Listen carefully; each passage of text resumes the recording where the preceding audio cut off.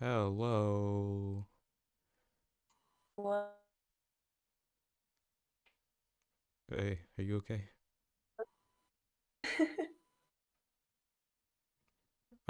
Yeah, hello. This is Haters Without a Cause. hmm I'm Welcome Eve. back. This is Perry.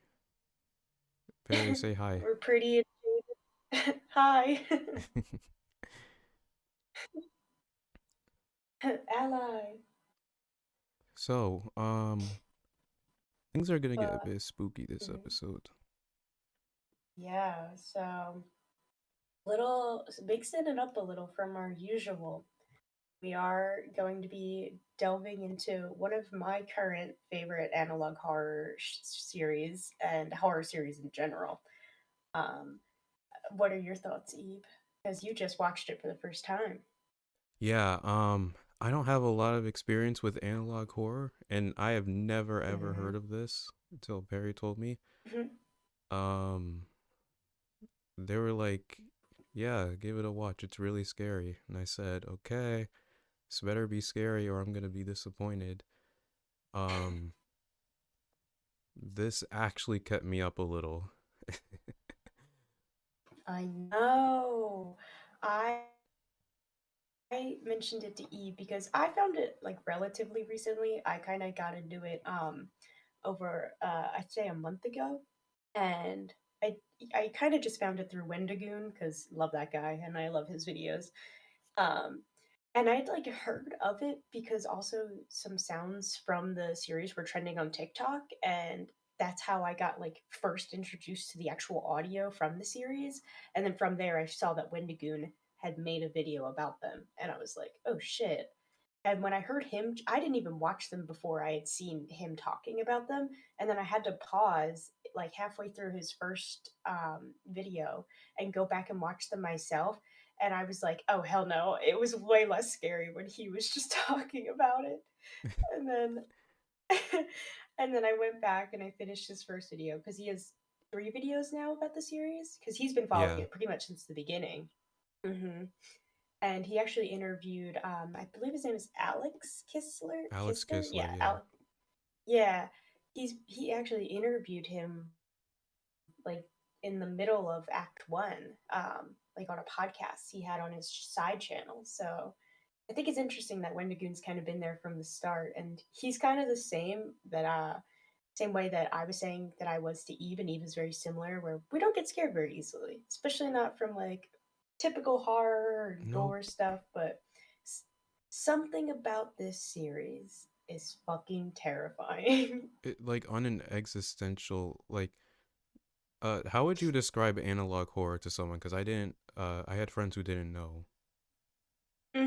No, I had the exact same issue. Anybody who I would talk about this with, they were like, "What the fuck is that?"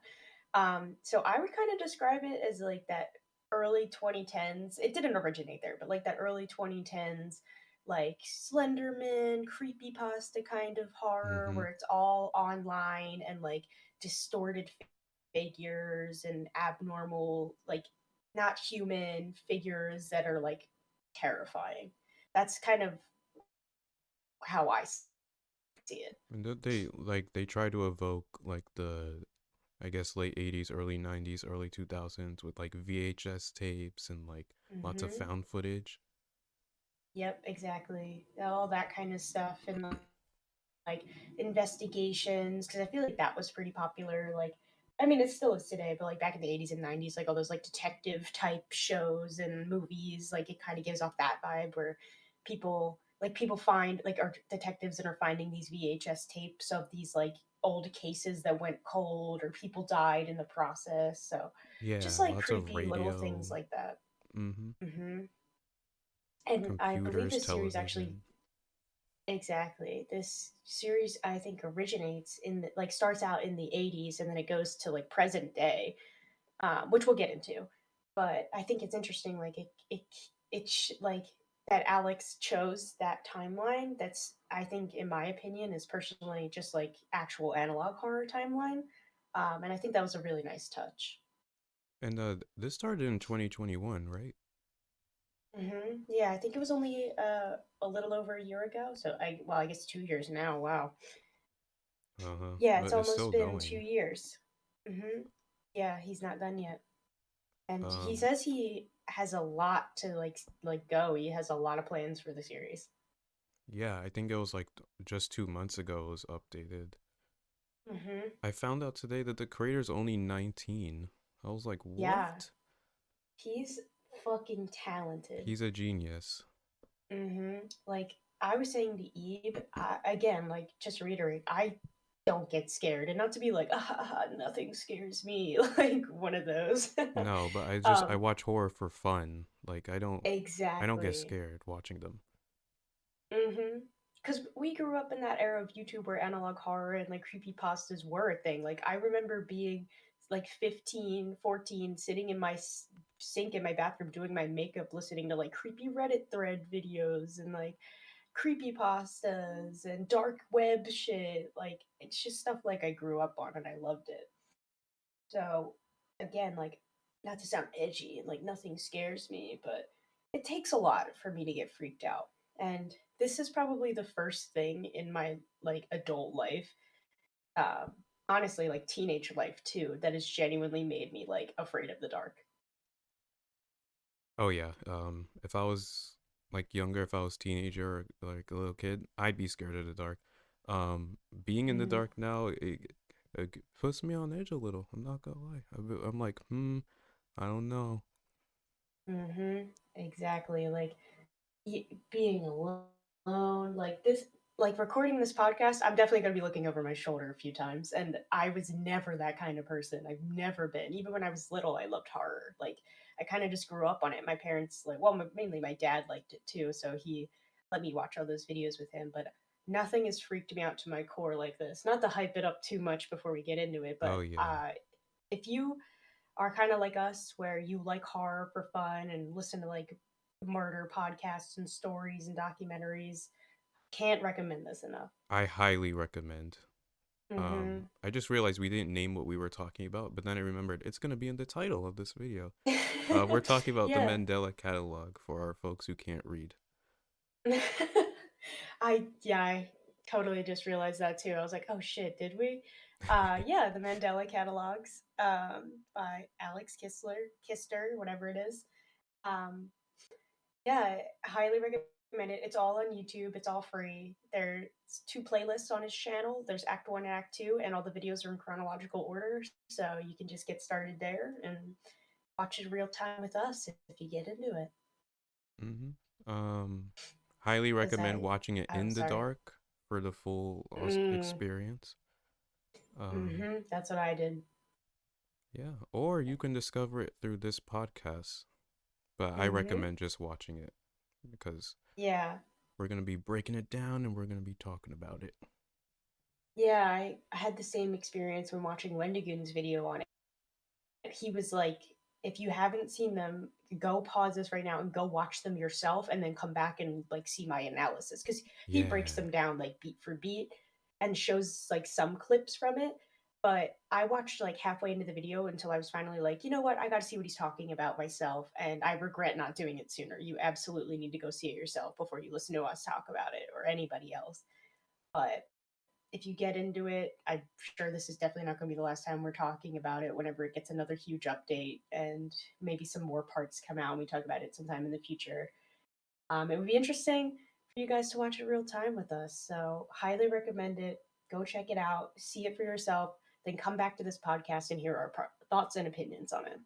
Yeah, especially if you care about spoilers. Go away now if you Oh, care yeah. about spoilers. Be Mm-hmm. gone. Be gone, because there is a storyline. Like at first, it doesn't seem that Yes. way. I think with most analog horror, it's usually just not like jump scare kind of things, but it's just like unsettling. Whereas this has a real story behind it that develops over the videos. So highly recommend it. But if you're too scared, I also am not judging, and you can just listen to us talk about it. But yeah. Because I Mhm. think when you lay all of this out together, it's really meaningful in terms of like this world and its players. Absolutely, it's there's more to it than meets the eye. I even learned Absolutely. some stuff just through you. Yeah, I even learned some stuff just through YouTube comments on Wendigoon's video that even he didn't point out, or maybe he noticed but didn't think to mention it. And just like little things like that, where people were pointing out these things that would freak me out even further because it just gave more backstory to things or things that we don't know yet. That's just so unsettling. All Hmm. right. But So, I was gonna say, are we let's ready? just delve right into it. Okay. Hmm. So, our first, are these episodes? What would you call them? I would call them episodes, yeah, or like, yeah, definitely episodes because there's like one, two, three, but there's two acts. So we're talking about Act One right now. Okay, so I guess like Act 1, Episode 1. We actually go back Exactly. to biblical times, and it's actually presented in like Hmm. one of those religious like edutainment cartoons. I was like, what Hmm. is happening Kind of here? like Veggie Tales. Yeah, Yeah. exactly. Um, Yeah, it's definitely an older, like VHS type of biblical cartoon. yeah, so it seems And really innocent at first. I would say this episode is a very good like tone setter for what kind of series this is. hmm So, yeah, it starts with the beginner's Bible. That's what it's called. yeah, The actual like animation, and it like depicts the nativity scene and like Angel Gabriel coming down and talking to like the shepherds. Mary and yes, and Mary and Joseph and talking about all of that. Yeah, so whatever I was gonna say, I feel like I keep cutting you off, so go ahead, Eve. I'm sorry. No, that's all right. This is what we do. We recap and discuss. So, Hmm. right off the bat, we have like this huge shift in like art style because you have the cartoon, and then like this realistic portrait of the angel Gabriel shows up, and he's like, "Good news, guys! Jesus Christ is gonna be born, and that everything's gonna be okay." And it's just a bit unsettling already, like the contrast between these two, I guess, styles. Um, Hmm. and then we make our way over to Mary, and she's collecting some fruit, and then the angel shows up to her as well, and there's a big box over his face, and he says something that we don't really get to hear. Um, I heard that like Hmm. in the closed caption, it's depicted in binary code. It is, yeah. And when you translate the binary code, it comes out to a quote from Dante's Inferno, Oh, do you have the and quote it's on hand, something. or? Give me 2 seconds, and I will find it. And you keep. Okay, so yeah, so he says something to her. It's like completely unintelligible, and then I think Mary says like, "Whatever God asked me to do, I'll do it," and he leaves. And then at night, we're sleeping with old Joseph. Gabriel shows up. He tells him, "I'm going to fool the shepherds. I know their greatest fear. I know your greatest fear." In like this very harsh, like very quiet whisper. So at this point, I'm like, what's happening there? And he tells him to wake up like repeatedly. Um, as promised, he shows up in front of the shepherds. He tells them he is their true savior. He says, I know what makes you human. I know what you love. I know what you dread." And his face distorts into like this. His face like elongates. He gets these uh big like googly eyes. His smile becomes way too wide. It's really creepy, and it's a tone setter for this kind of show. There's this song blaring in the background, and it's very weird to watch. I think I'll have the picture in the thumbnail because as creepy as it is, it's probably one of like the least creepy images in this series. Um, Hmm. then we cut to the sky, and there's like this red text saying how whoever's speaking, he fooled them all. He said they had weak minds. Um, Apparently, this is Satan. He has convinced everyone that he is the Messiah. And we're into another location when we have some white text. Presumably, this is the actual Jesus Christ, and He's saying he's entombed somewhere, he's trapped, he's imprisoned, and he's calling out to God for help. And that is where it ends. So, one hell of a first episode. Mm-hmm. The rest is going to sort of recontextualize all of this because watching this for the first time, someone could be very confused. I know I definitely was. Mm-hmm. Did you have that Yeah. quote? I'm having trouble finding it, but I am finding a lot of theories about how this world um, references Dante's Inferno in general. I was gonna just go to the original video right now and see if somebody had put it in the comments because I remember Wendigoon mentioning it and quoting it Yeah, yeah. himself. Someone But had it. I was gonna say, uh, Um, give me 2 seconds. yeah, I'll look Again, for it as well. sorry. Now I'm up to 4. Yeah, but I was gonna say you might find it faster than I will, so I'll give a quick theory about the Dante's Inferno world um, Oh, I that have it people here. relate. Oh, how did you find it already? I went to the TV tropes page. Oh, I'm stupid. I was going through the comments That's all right. and Reddit threads. Reddit knows their I stuff was like, oh too. yes, yeah. I was like, certainly somebody would have posted it in the r/Mandela Catalogue Reddit, and I'm just seeing Dante's Inferno references, but they don't quote it exactly. What was your search query? Did you say like what did Gabriel say in binary? I did Mandela Catalog Dante's Inferno, and I was just expecting the quote alongside some theories, but I've just only been seeing theories. So I have the quote here. I'm not sure how it relates to Dante's Inferno. Maybe you can fill us in. It says, "I am the one true savior. I must reverse the delusion. Joseph is next." Mm-hmm. Um, so is that the one from? I think there's a second quote that's also from Dante's Inferno, but Maybe, I maybe. personally haven't read the books, but or like done like I know nothing about it essentially besides like it's the 9 layers of hell or whatever, Mm-hmm. and like the most basic general knowledge about it. But Wendigoon had done a whole video delving into Dante's Inferno, so he knew right away that it was a quote from the actual book. And I'm not Gotcha. sure if it was that specific one or if it's one later in the series, but I'm pretty sure it was the one that they said that translated from binary code. But if not, oh wait, no, it might be the one where the guy's kind of whispering. We'll get there. Oh yeah. One of their yeah, I think that one might have been. It's one of the two that we just mentioned, but overall, they preface it with kind of um, Alex's version, or I guess I should say vision for the Mandela County, um, kind of like backstory in this world, and how his is kind of the idea of hell taking over in a way rather than Jesus coming down. I don't know if we want to Absolutely. get into this right now, or if we want to keep delving in, but I think this might be a good place to start since it does start out with like biblical scene. Yeah, we can plant the seeds, and then I say as we Mm, go on, if some things become recontextualized, we can come back to it.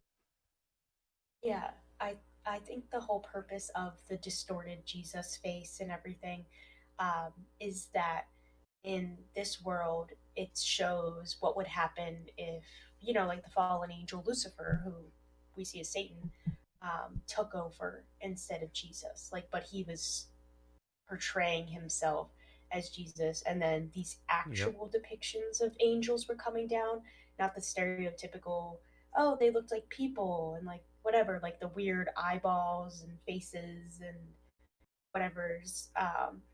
That's why it's all realistic and in some people's eyes haunting and scary. So it's kind of like what would happen if Lucifer took over instead of God at the very beginning, in Yep. Christian terms. Yeah, just like what I was saying before, just on an existential level, like right off the bat, we're learning that this is a world where, you know, Jesus was not the savior. It was an impersonator. Mm-hmm. Exactly. So it's starting strong. It's starting very strong. Very Um, strong. Just letting everyone know that Jesus is not around. Jesus is not around. He is not taking the wheel. It's Satan taking the wheel. No, it's Lucifer himself, but Mm-hmm. like you just said, he's disguising himself as Jesus, which kind of gives that undertone and like freeway to alternates. Yep. And I don't really know a whole lot about Christian lore, but I'm pretty sure the world is fucked if Satan is in charge and not Jesus. Yeah, absolutely. I was raised Christian, no longer am, but you are absolutely right with that analysis. Mm-hmm. I had an idea.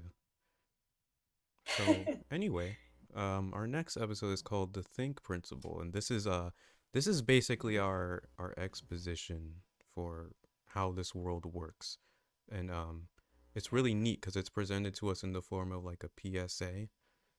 Um, this is by the U.S. Department of Temporal Phenomena. Um, I just think that's interesting. Their logo is a clock. They have a slogan in Latin that translates to "Time flies." I'm not entirely sure what that means at this point. Maybe it might make sense At this later in point, future episodes. I was gonna say, I think later it makes sense, so we won't get into that now. Yeah, so we've skipped ahead a few thousand years. That's the point here.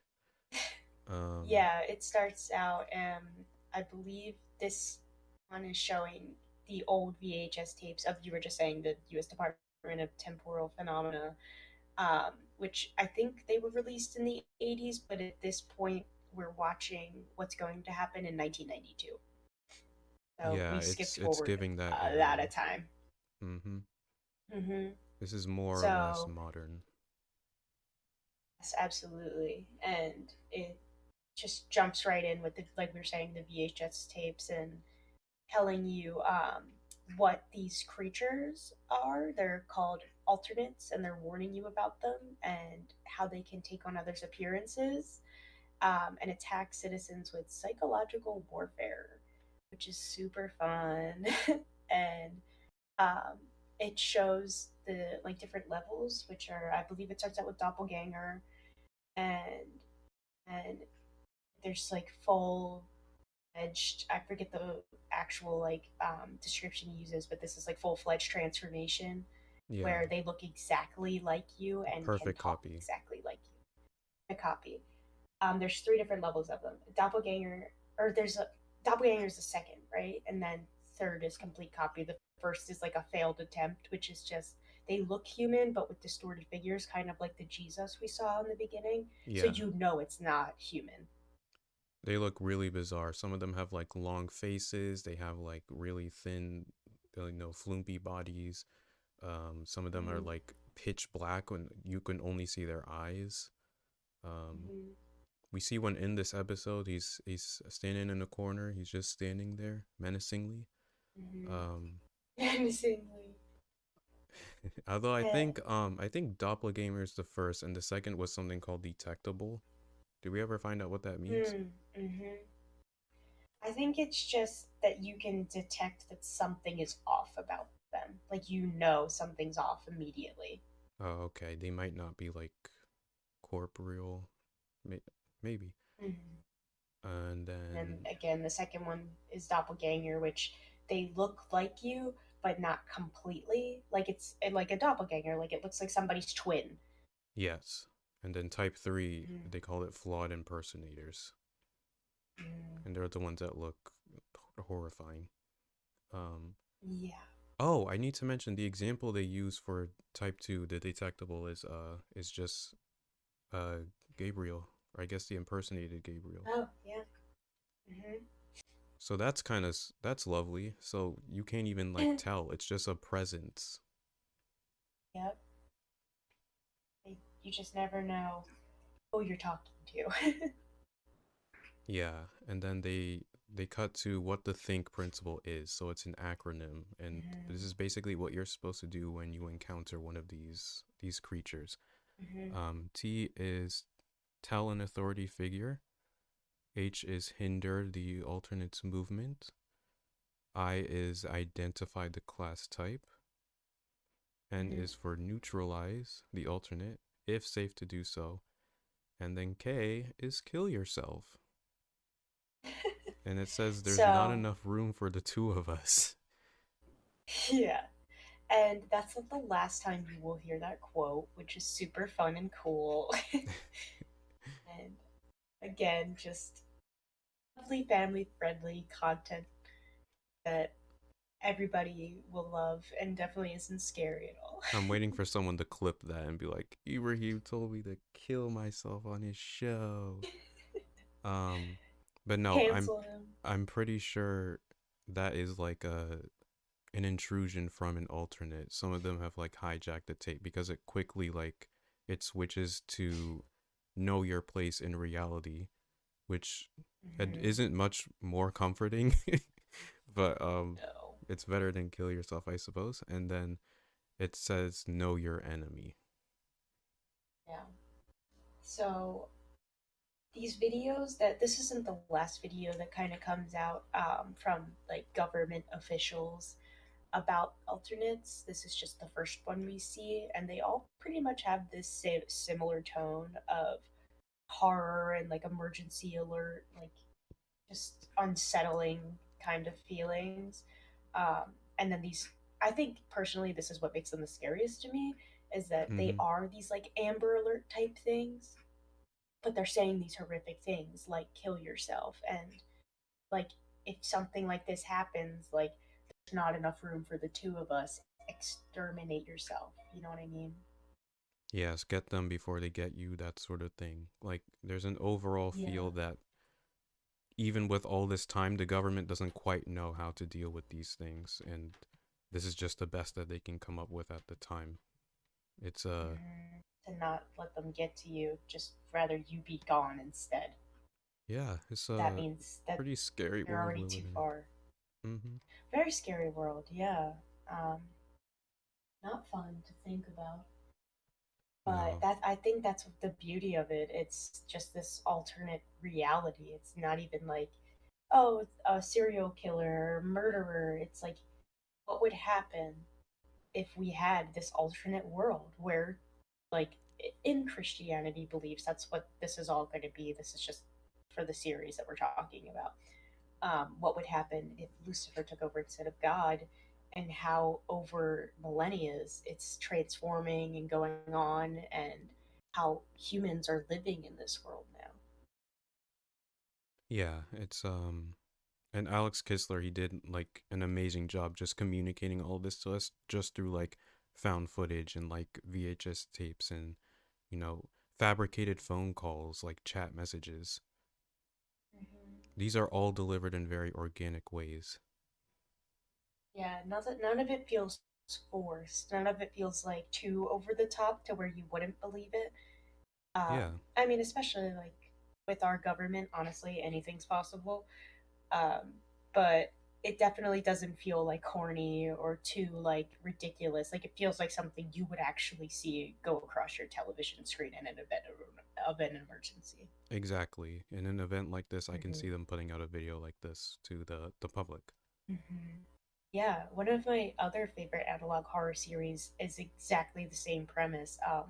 And I liked that series before I even knew it was analog horror. It's called Local 58. I don't know if you've heard of that one. I haven't. Um, Yeah, that one, it's like a very similar premise, just not a similar story. It's like found VHS tapes, but in this one, it's like this was kind of more of like a series to see test and see how people would react to these things. And in it, it's the same thing. Like you get these government warnings of like that the U.S. is under attack and like stuff like that is like coming, but it's like not extraterrestrial. It's mainly like, at least it doesn't start out that way. It's mainly more like Mm-hmm. human, where like we're being invaded by another country kind of thing. And in it, it's like in one of the videos, it says like go outside and like remember like what to do. Like it's like all these like different things, and they basically also say kill yourself for your country, like stuff like that. And that really freaked me the fuck out when I first saw those. Really And unsettling. really unsettling, but the Mandela Catalogue's unsettled me in a completely different kind of way. But I love Local 58. It's not nearly as long or as story driven, but it's beautiful. And I think it was important to mention that it came out before the Mandela Catalogues, with a similar premise. But Absolutely. I love it.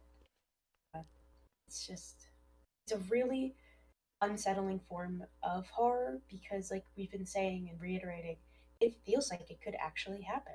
Like, things are so unpredictable, especially like messages coming from the US government. Like, you could see these going across your screen and people actually doing these things because they're that susceptible to our government and what they think. Like, some people wouldn't think twice. They would just do these things. You know what I mean? Yeah, exactly. I think Alex Kistler, he really like struck a balance here because like nothing is too like heightened. Um, Mm-hmm. yeah, a lot of the stuff that happens, um, they're fantastical. Like you can sort of be comfortable knowing that they couldn't happen in real life, but he takes it 100% seriously as like if this did happen in real life, this is how the world would react.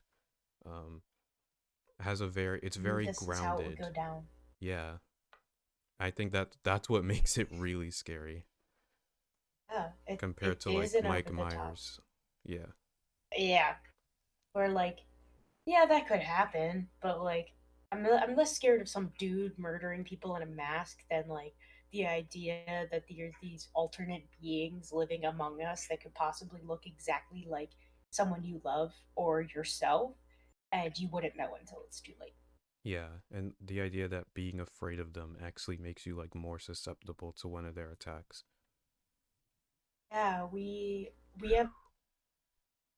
haven't gotten into that yet, but that's honestly one of my favorite parts about this series. And when I have been telling people I know about it, I'm like, that's my favorite part is that it's not so much that these things are attacking you and coming after you, it's that they are like making you feel so scared and horrified yourself that you have no other option but to kill yourself because these things are taunting you and haunting you and not Yep. leaving you alone They're and feeding off impersonating of people you stuff love. that's already in you.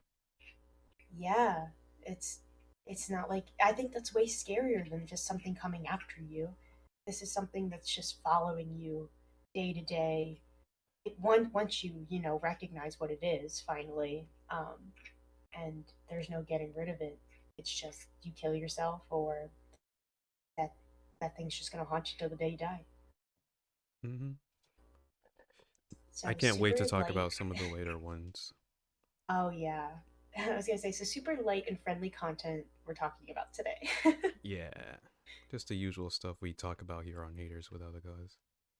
Family friendly as per usual, completely monetized. It's all good. Hmm. But Yeah, yeah, I don't want to be the only one like recapping. So if there's any point where you want to take over, just go ahead and yeah, signpost that. yeah, I'll finish up our recap of episode 2 right now, and then I'll let you start out number 3. All So right. where we left off was the VHS videos, from the U.S. Department, because that's really, like we were saying, what starts it out and what gives it this horrific start to a really interesting and intricate story. And then it kind of flash forwards to 1992, where we see these two photos of these people next to each other.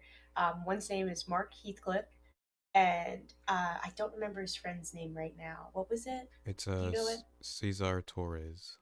Yes, Cesar Torres. And underneath these photos of them, it says Victim 1 and Victim 2.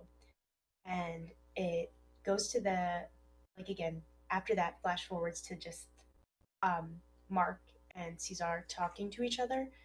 And in it, Cesar is like, hey, um, I'm like, I need you to come over. I'm taking my mom to the hospital. And I need you to come to my house and make sure like our security cameras are on and lock the door behind you, like, kind of thing. Um, and he sounds exactly like Cesar, so Mark is like, yeah, sure, I got you, bro. Like, I'll help you out, you know. So immediately I feel like we kind of see some red flags within that. Like, why is his friend not locking up really fast behind him, even if he is taking his mom to the hospital? And if it is that serious, like, I don't think he would have called him before he even got to the hospital. Yeah, him But what specifically. exactly? I think even But Mark what, is almost like, I don't know, but he agrees. yeah, yeah, he definitely seems a bit hesitant at first, but Cesar sounds so like scattered. He's like, okay, yeah, no problem. Like, because I think at first he does question him. He's like, what? And then he's like, oh, no, no, I got you. Like, I understand your mom's sick or whatever. So then he goes to Cesar's house, and then it shows them again. Like, he calls Cesar and he's like, hey, like, something's not right, dude. Like, because at first he's like, I didn't see anything on the cameras, but there was like one locked door, um, and like one camera that wasn't working, and then he got it working and he went home. And after that, he calls Cesar and he's like, something's wrong. Like, something followed me home. Like, something followed me here from your house. And Cesar's not answering, so he's just getting his like voicemail.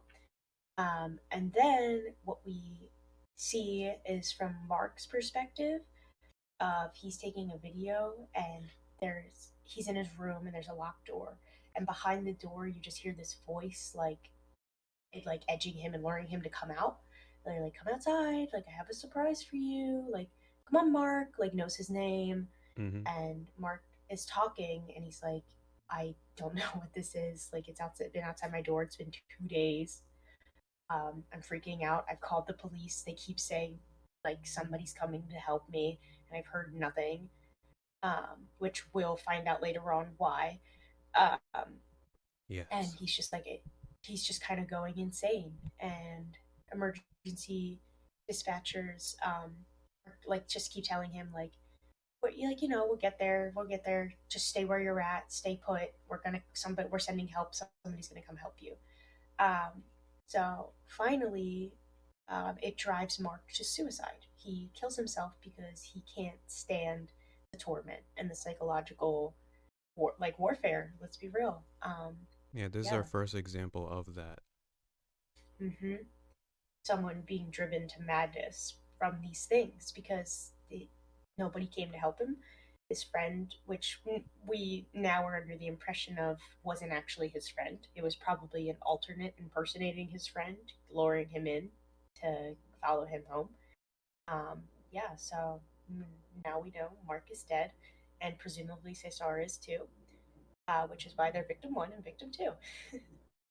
Yep, this is our first, like, I guess, on screen encounter with one of these, and we see how, like, they behave, what that psychological torment looks like. Yeah, like you said, firsthand encounter of what alternates are really like, not just pictures of them in a U.S. Department of Temporal Phenomena video. You're Mm-hmm. watching them in real time torturing Mark. We haven't seen them yet physically. We just saw like the shadow under Mark's door and Yeah. the voice, but we haven't physically seen one yet. Also worth noting is like during the call in the beginning, I think at the end the video kind of distorts and we see a picture of Cesar's face with like this really creepy smile. I think that's our first hint that he's an alternate. It's not the real Yeah. him. hmm Yeah, it's the red flags and the little things that he says in these phone calls, which gets brought up again in later videos of how alternates haven't fully mimicked our speech patterns yet, but they can sound exactly like us. They just don't know how to formulate sentences grammatically the way we do.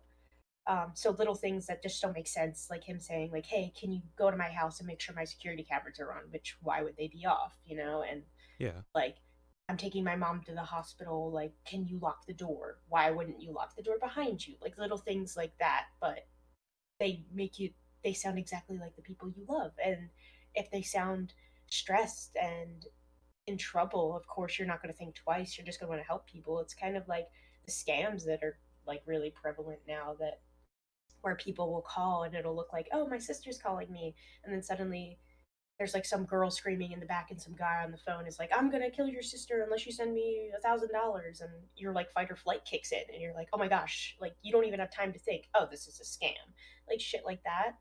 It would be um irresponsible to ignore a call like that, if you get what I mean. exactly, exactly. It would be like, okay, why not just go help out my friend? And at this point, I think the alternates weren't as big of an issue as they become later on. In 1992, this is like still where we're at. So it's still kind of relatively like people are starting to get because I'll just say this now.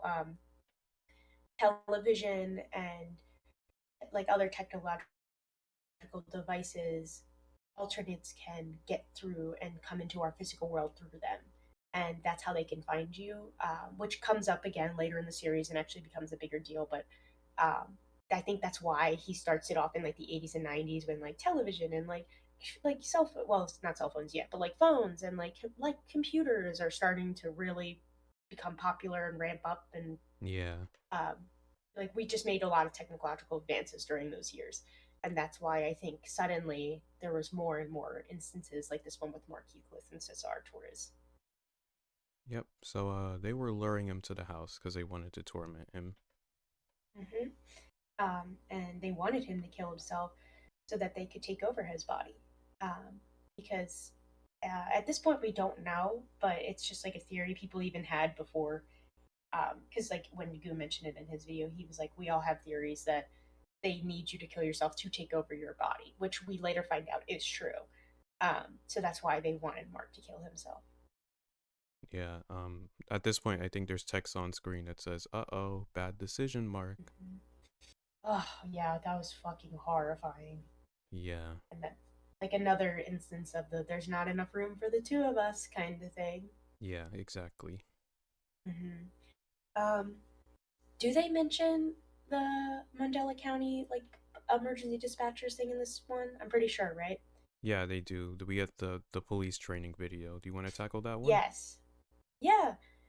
So in this video, they're just going through like what to do if someone calls and they have encountered an alternate, um, and they're instructed to like speak calmly and to not show fear because they can hear and feel your fear even through the phone, um, and they know what you're afraid of. So they say to keep calm and tell the person that is on the other end dealing with the alternate to calm down and that police and help is on the way, and to just reassure them and then hang up. Same thing. And then If they not call send help. again, yep, not send help because nothing is worth the risk. Nothing is worth the risk. Horrific. Horrific. Oh my fucking god. That freaks me out so bad.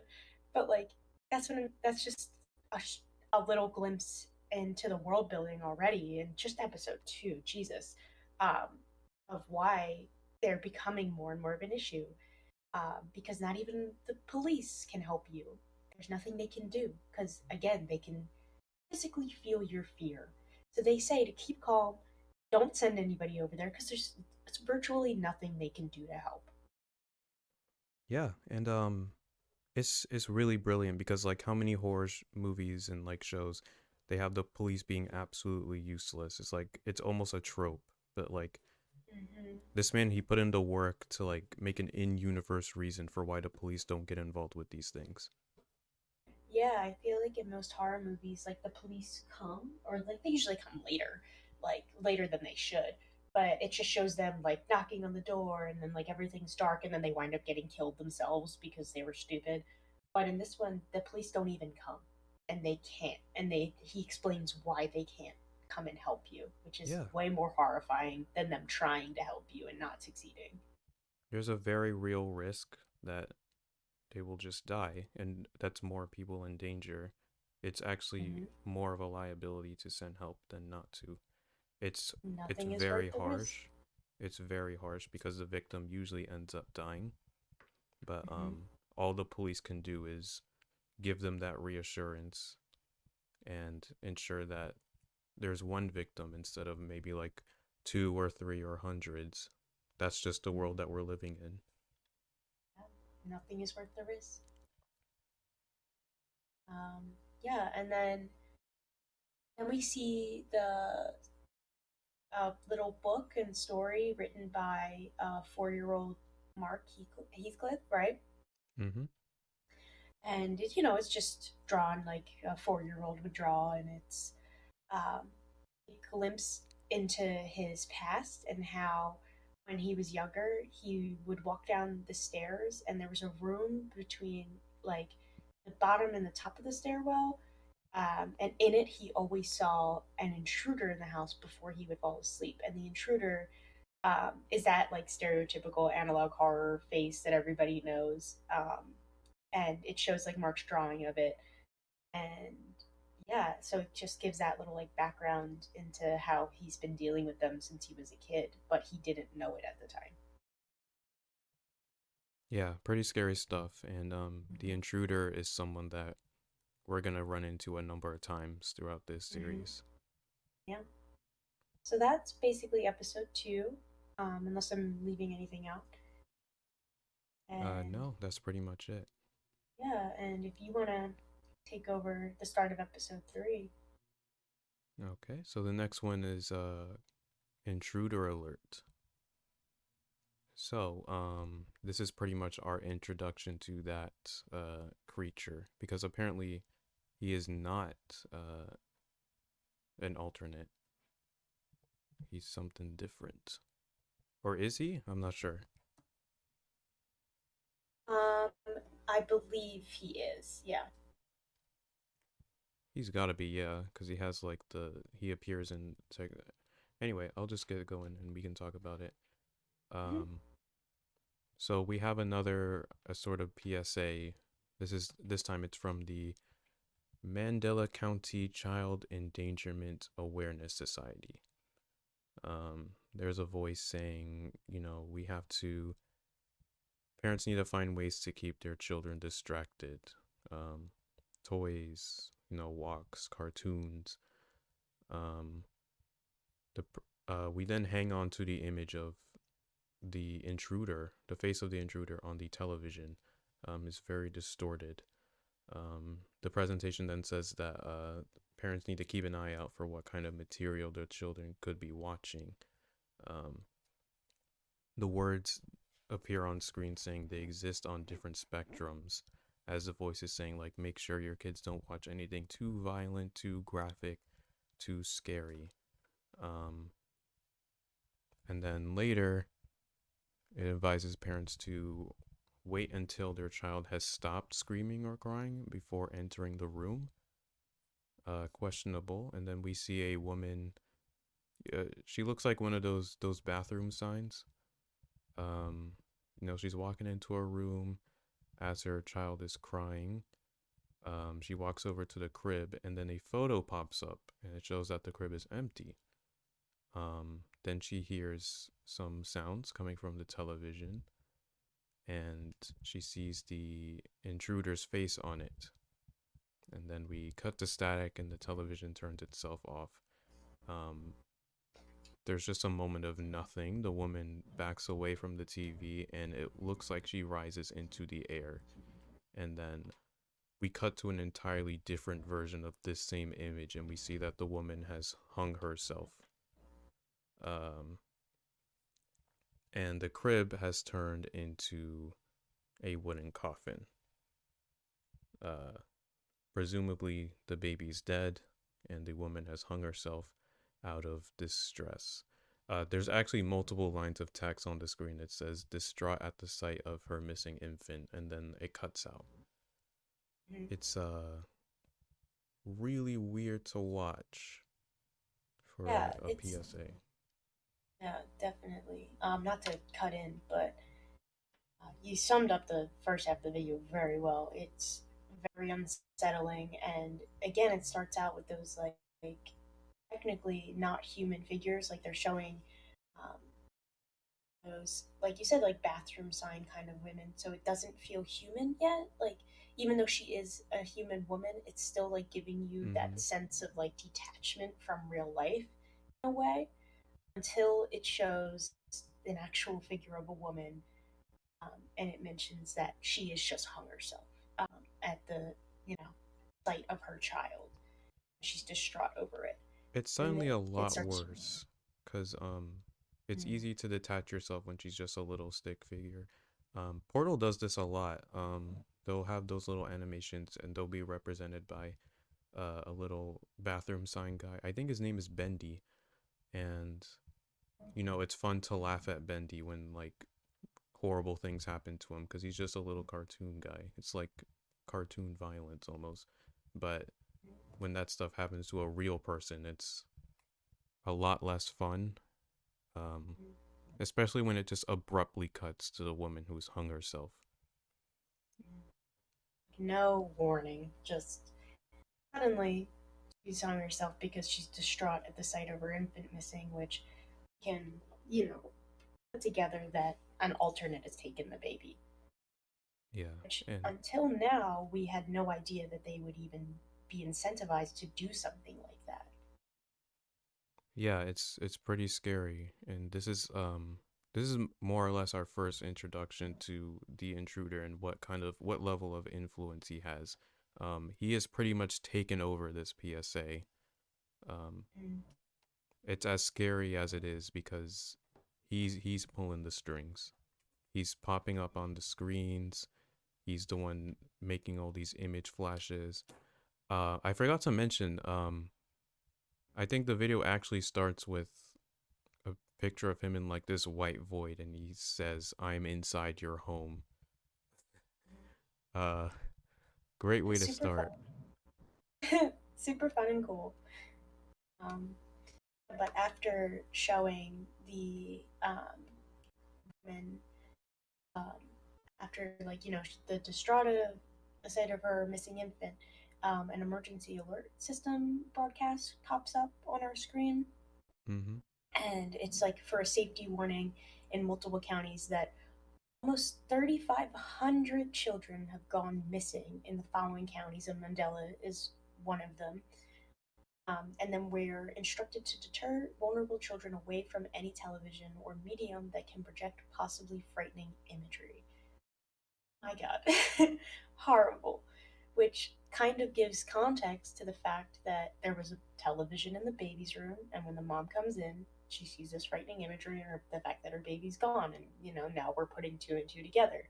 Oh shit, baby's gone because there was something in the television, which we are The now starting to implications of realize. that. Horrific by itself on what's to come. Yeah, just think about the amount of children who just innocently watch TV without knowing about, and then parents who don't know about this mandate. 3,500 children just gone. 3,500 stuff, especially then, like even in the 90s, like pop your kid in front of the TV. You don't even think about it. Turn on some cartoons, and now we're getting more of an insight of what's to come and how alternates are using technology to their advantage and using children to their advantage and their naivety. And you know, this kid was so young at the time. There was no way he could have possibly understood what some creepy face in the TV talking to him meant. He just probably thought, "Oh, this is a television show." Whereas the adults know better now, and we're starting to get more of an insight of what's to come with uh, alternates using technology specifically targeted towards children, but everybody as well. Lovely stuff, lovely stuff. Always. So next we Um, get a series of tapes recorded by the police department. They are investigating a suicide. Um, Apparently an investigator was sent to the house. They heard childlike crying followed by a sharp crack. We see a photo of the house, and then according to the tape, after this photo was taken, the investigator left because they felt an overwhelming sense of dread. Um, an on-site officer then took up the and stuff. camera and started taking photos every 5 minutes of the room where the suicide occurred. Um, so we get some photos. Three of them are of particular interest. At 4:45 a.m., there were two white dots in a dark hallway, and then the threat level is described as vague. Um, 5:46, the intruder's face appears in the hallway, and the threat level is described as evident. And then at 6:40, there's a caption saying victim's corpse is seen being tampered with by invisible force. And threat level remains It still says evident. threat level, yeah. hmm but they censor victim's corpse. Yeah, they censor the body. So it Um, just looks like a black bar in the middle of this hallway. yeah, just all the stuff with like the alternates and how the police react to it is fascinating to me, and we get more of that as we go on. Mm-hmm. But the police department concludes that the suspect is completely unidentifiable and can be ruled out as being an alternate.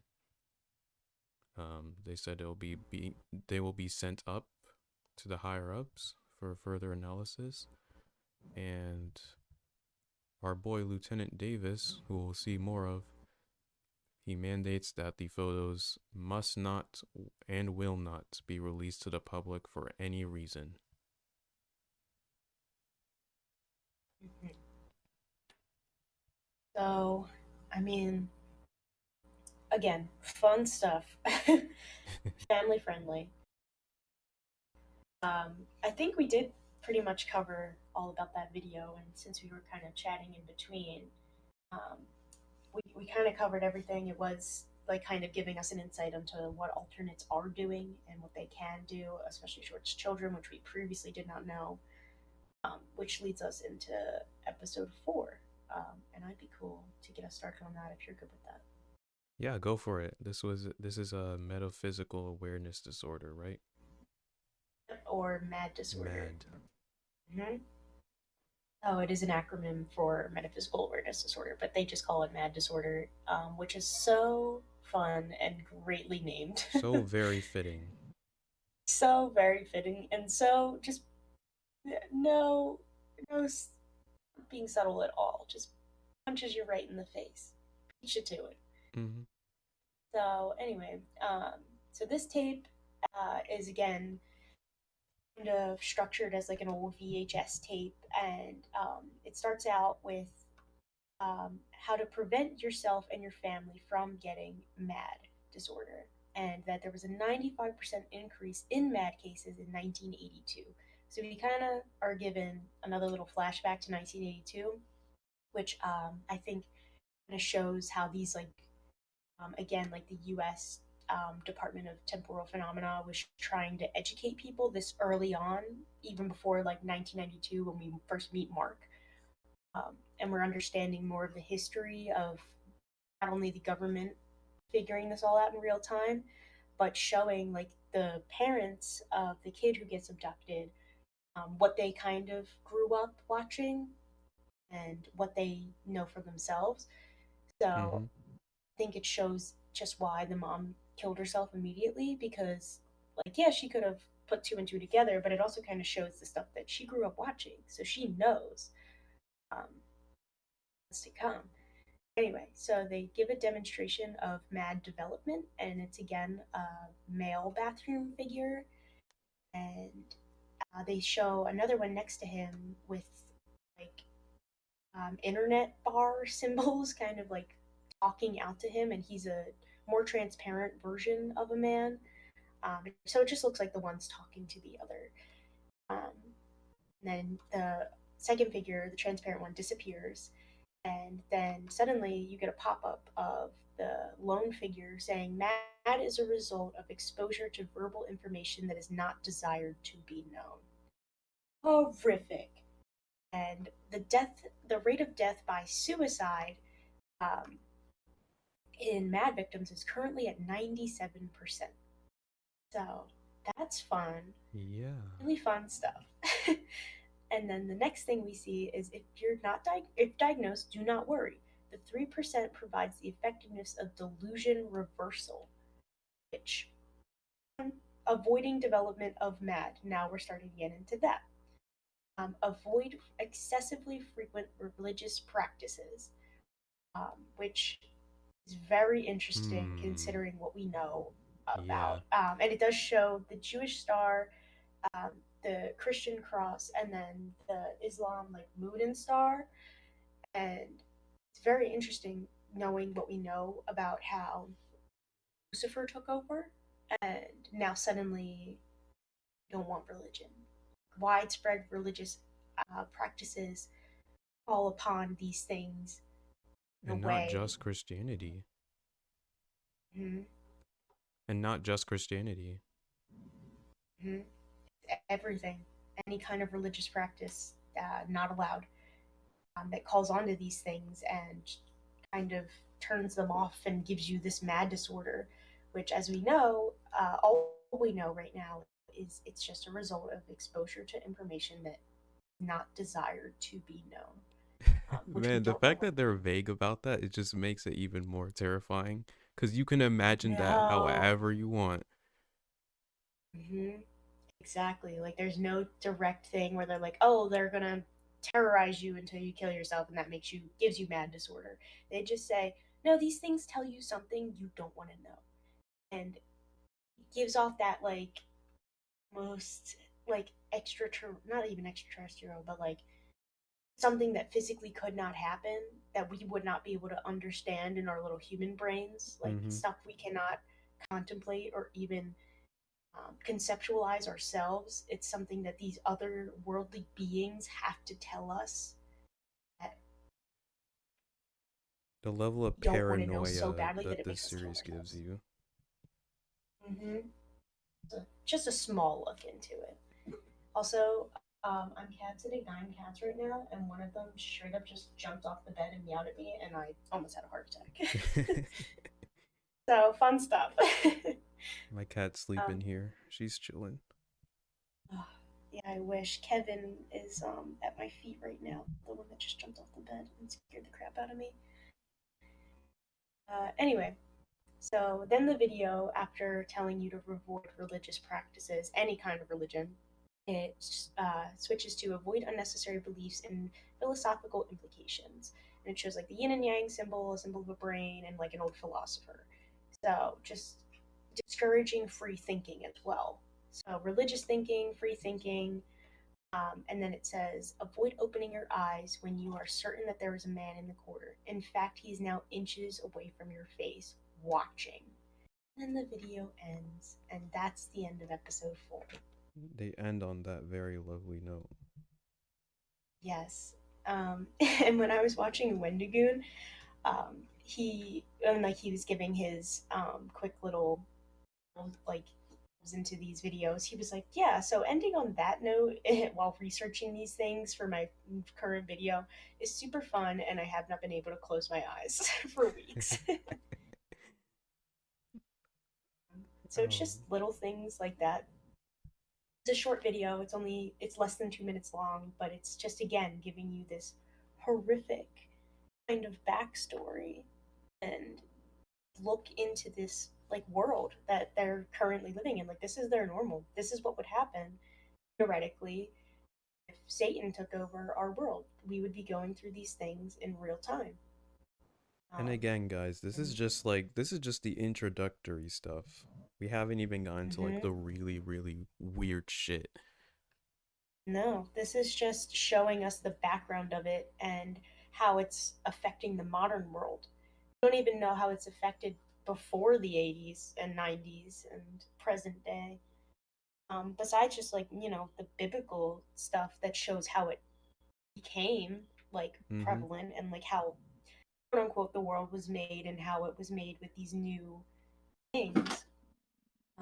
We're just seeing how it's affecting us in modern time, which is horrific. And again, I think these little less than 2 minute long videos that are like from the government are scarier than half of the horror movies I've ever seen in my life. Absolutely. Um, Just something telling you to not, you will be told information you don't desire to know. And that 97% of the people go insane after hearing this and kill themselves as a result.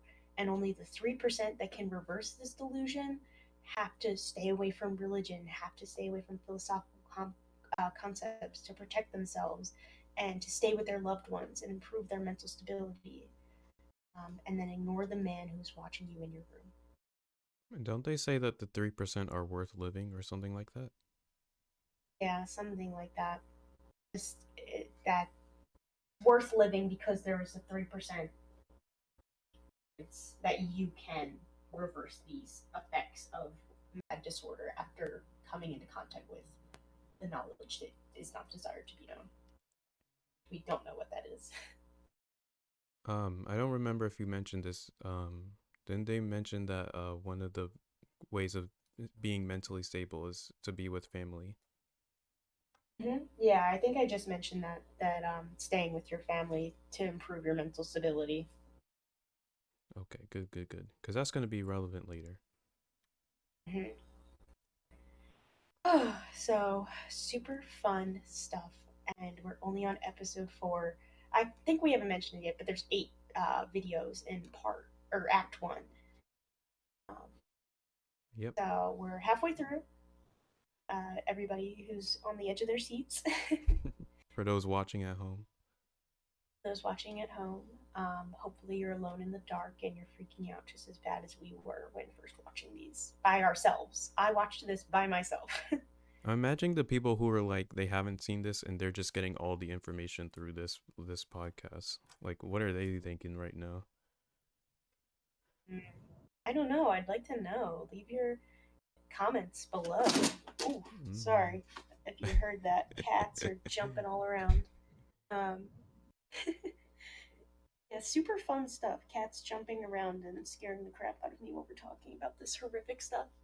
But yeah, real time people watching at home who haven't seen the series, or even who have, let us know your thoughts on what we've mentioned so far. Just halfway through, like, what are you thinking is gonna happen? Yeah. What are you feeling? Are you just as scared as we are, or is it not as scary because we're just talking about it? Are you Let us know, quaking in your boots? because I'm quaking in mine. I'm quaking in mine, and I've seen this. I've seen this multiple times now, and I'm so quaking Mm-hmm. in my boots and being scared by cats jumping towards me. Cause like I had trouble just getting through them the first time, and I'm like, oh, I have to watch them multiple times to make sure I don't miss anything. Cause we're gonna talk Exactly. about it. This is my research. Anyway, Exactly. let's The get same thing into that, exhibition. yeah, I was gonna say, it's just the same thing that Wendigoon said. He was like, I have to research these things for my video, and it's horrific. And it's not Uh, like, I watched him talking about it at first, and then I was like, fuck, I gotta watch these myself. And then I knew I had to watch them again because we were gonna talk about it. yeah, Just multiple too times. much. Yeah. So you guys aren't even experiencing it yet, unless you did watch them and then came back to this podcast like we suggested, but I highly doubt anybody actually did. We'll see, I All right, but suppose. some brave fellows who maybe thought that they wouldn't be scared like us, which I know you now know is not true, and you're also quaking in your boots. But Mm-hmm. shiver me timbers, am I Shiver me timbers. right? We're trying to keep things light But and fun here, okay? yeah, you gotta laugh so you don't get too scared and convinced that there's an alternate in your room right now. Laugh away the pain. Avoid the pain, viewers and listeners, because it's right behind you, and don't close your eyes. Mm-hmm. JK, but like you were saying, on to episode 5, exhibition. Yeah, so this is more or less answering questions from the last videos as well as introducing new ones. Mm-hmm. Um so This one's a bit longer than the last one. It's almost 9 minutes long instead of less than 2. yeah, it's not the longest one by far, but it's our Mm-hmm. first long wait. Mm-hmm. We get some answering machine snippets, some music from the Intruder Alert episode, and then we open on the same religious cartoon. Um, our boy Noah, he's outside. He's getting some fresh air. Mm-hmm. Um, And then he goes to his dogs and he starts cowering because he hears a really loud knocking sound. And the color darkens and we see the words type 2 detectable fade in behind Noah. And if you remember, detectable, our only reference to that is our fake Jesus, aka Satan. And we see a photo of what we cut a lot in this video. We cut to a photo of a young boy and a young girl. They're in front of a cathedral. And then we cut to an evidence reel. This is Heathcliff versus question mark, question mark, question mark, altercation. This is video from a camcorder in Heathcliff's bedroom. Mark Heathcliff, that is. We jump That's around the some one who, footage. Yeah, he's the one who I was gonna say the one who killed himself. Yeah. I wanted to make sure it was the same guy. We see the door to Heathcliff's bedroom. We see a car. There's a bunch of footage here. The same cathedral from earlier. Walking on some stone steps. Entering the cathedral's basement. The door to his bedroom again. A photo of a window. And the door to his bedroom again. This time the door is open and closed. And it's darker. We're going down the steps to a basement, and then another photo from the cathedral from a distance. Then we see a television turning on by itself, and we see this like pixely figure who looks a lot like the intruder before we cut to another photo with a distorted figure outside of it. We get some remarks at the end of the reel, some notes that say the footage implies that Heathcliff has been paranoid for a prolonged period, and reasons are implied. So make of that what you will. Back to the biblical cartoon. Our boy Noah, he's getting ready to board the ark. Him and his family. And we see this figure peering through the bushes. We hear some church bells that are slowly getting louder and louder. We get some clips of the shepherd and sleeping Joseph from the very first episode. Noah and his wife look behind them in shock. We then shift to grayscale and alternate Gabriel appears.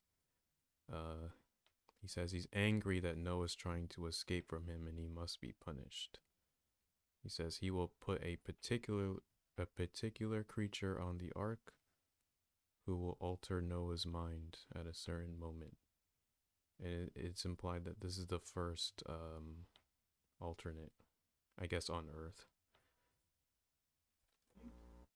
He says the creature will give Noah a message, which will be his last, and then he disappears. So good going, Noah. You put an alternate on the ark, and now they're all over the place. Now they're haunting everybody. Yep, they multiplied. And we get another presentation from the USDTP, I guess, the U.S. Department of Temporal Phenomena, and temporal phenomena, yeah. Yeah, and the text quickly flashes to the death of Mark Heathcliff in like the same font, stuff like that, which will make you do a double take, and then it goes back to normal. The presentation says any person who has been affected by exposure to analog television and mirrors need to contact the local authorities immediately. And then there is a hotline issued to answer any questions related to the television and mirror destruction order. So the mandate now is to destroy your TVs, destroy your mirrors, presumably. Yeah, so now it's telling everyone to not even have them anymore, and it's widespread law to get rid of your TVs and mirrors, and that financial compensation will not be available. Yeah, that too. I need to mention those 30, I think, what was it, 3,500 children that vanished? Yeah, Yeah, a little under 3,500. yeah, those were all at the same time. Mm-hmm. They were not over a period. So, And they were throughout four different counties, and Mandela County being one of them. Mandela County is one of them, and then one of their neighboring ones is Bythorn, which comes up a couple Mm-hmm. times.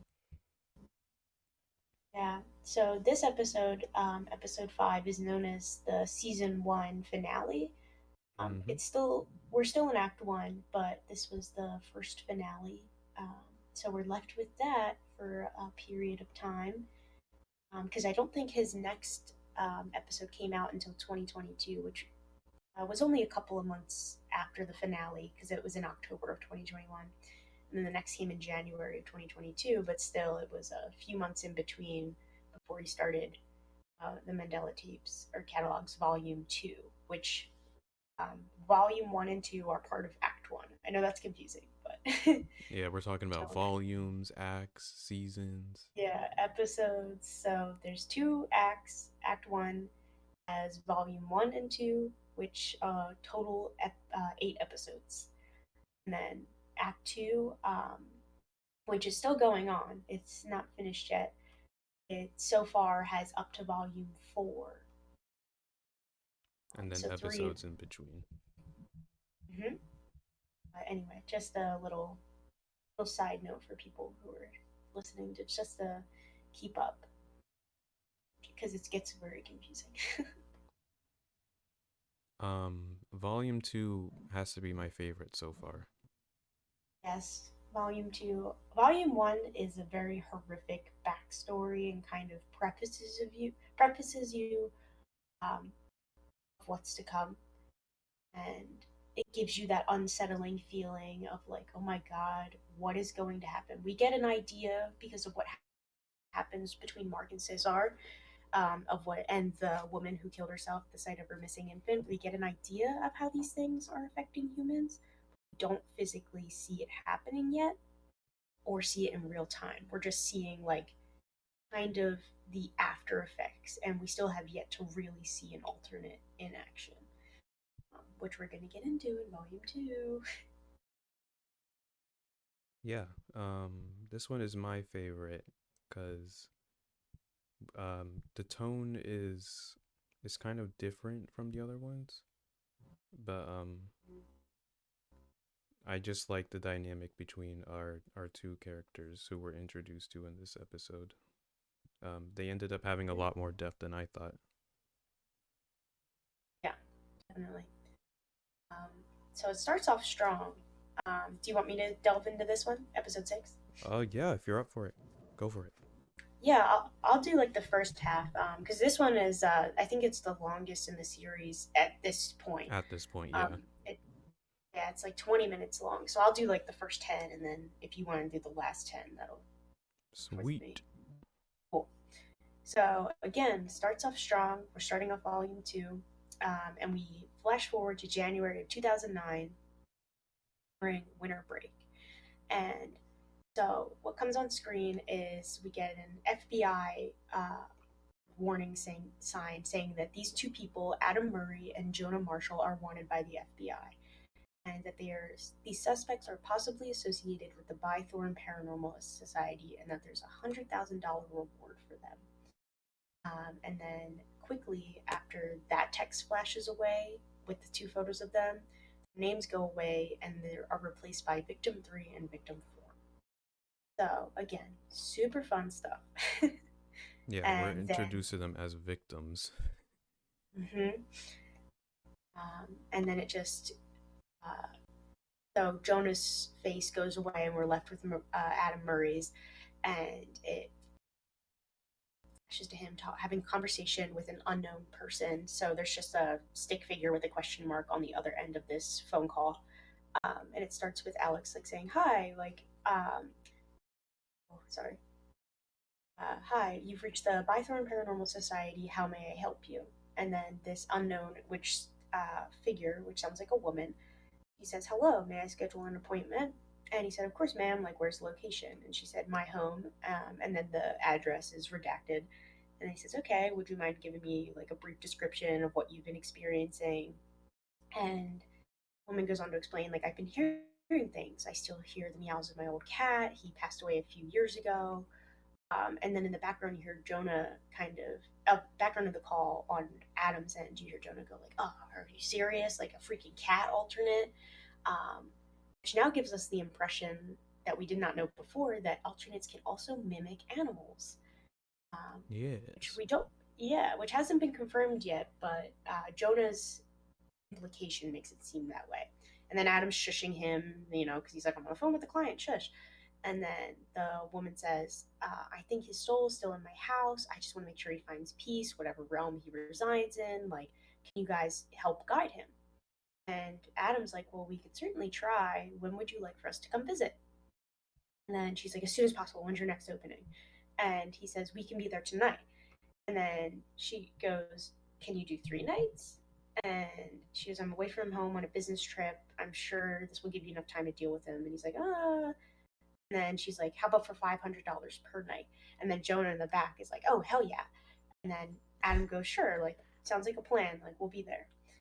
Um, and we'll help with your cat, ma'am. And then she says, I appreciate it more than you know. And he said, no problem, ma'am. It's just what we do. The phone call ends.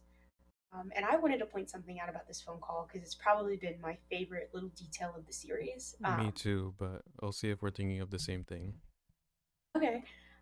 This is going to be a spoiler for kind of the rest of the video. I mean, that's kind of what we're doing anyway. But if you couldn't have guessed by now, the woman on the other end is an alternate. And um, in the conversation between Adam and the alternate woman, um, he says, we can come tonight. And this, like I mentioned before, kind of goes back to how they can mimic our speech pattern, but they don't fully understand it yet. Because then she follows up with, how about 3 nights? So somebody pointed out saying, oh, she must have heard two night as 2 nights, like 2 nights. Yeah, yeah, because that Is doesn't that what you make were a going to lot point of out? sense as a response. Mm-hmm. Because otherwise she would have said, oh, can you do 3 instead of 1? Or like, oh, can you be there tonight and then stay for 2 more nights? Instead, she goes, how about 3 nights? So it's just little things like that that you wouldn't even think about that you catch, and these like Damn, just I these didn't little even details that are notice that. perfect. Yeah, I know that. I didn't even notice it either, but I saw somebody comment saying it, and so it hasn't been like officially confirmed, but we can put it together that that's pretty damn scary. That these little teeny tiny details are really what makes the series. It's just stuff you wouldn't even think about. Yeah, I mean, it calls back to the Little phone call things like between that. Mark and Caesar. It's kind of like, hey, can you Mm-hmm. come look at this thing in my house? And there's a couple of red flags you can pick up, especially once they get to the house. But we'll get to that. But Mm-hmm. the thing that I found interesting is Jonah is not interested until he finds out until the woman offers $500 a night, and he's like, oh hell yeah. And it's kind of funny, but what I find fascinating is that he says at first, like, what if this is just a hoax? What if this is just someone getting scared over nothing, basically? So the implications of that, it's like, this is a world where not everyone even believes in alternates, which is crazy to me. Mm-hmm. But Yeah, and I think. Sorry, go ahead. I was gonna say Jonah gets more interesting as we go on. Mm-hmm. And I think it is also interesting because this is our first kind of introduction to the Bythorn Paranormal Society, which up until now we have heard nothing. We have no idea what that is, and we still don't.